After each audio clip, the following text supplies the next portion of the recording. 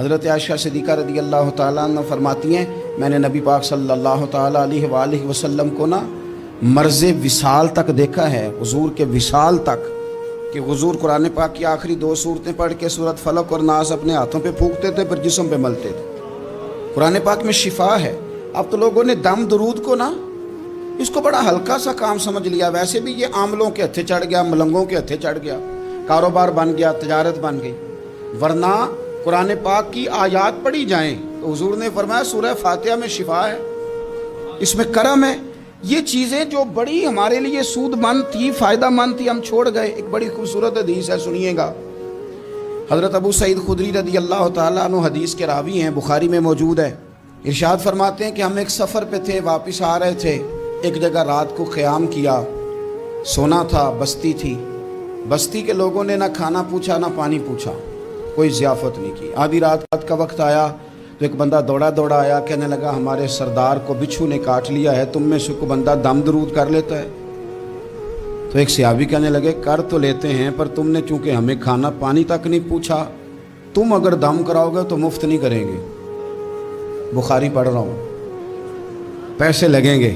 کتنے پیسے؟ بکریوں کا ایک ریوڑ پورا۔ اور بھائی اس سے کوئی بندہ جواز نہ لے کہ پیسے لینے جائز ہیں، اس سے جواز نہ حاصل کرے۔ آپ بات کو سمجھیں، پس منظر کیا ہے؟ پانی تک نہیں تم نے پوچھا۔ کچھ لوگوں کا علاج ہوتا ہے، انہوں نے کہا پیسے لیں گے دم کر دیں گے۔ صحابی نے کہا، حضرت ابو سعید خدری رضی اللہ تعالیٰ عنہ فرماتے ہیں وہ چونکہ تنگ تھے، بچھو کاٹ گیا، اور سردار کو کہا چل تو صحیح نا۔ وہ صحابی گئے، سورہ فاتحہ پڑھ کے دم کیا، اور حدیث بخاری سے میں آپ کو دکھاؤں گا۔ لوگ کہتے ہیں دم کدھر سے آ گیا؟ بخاری پڑھ رہا ہوں، صحیح بخاری۔ شفا تو اللہ نے دینی ہے نا، رب کریم نے شفا دے دی۔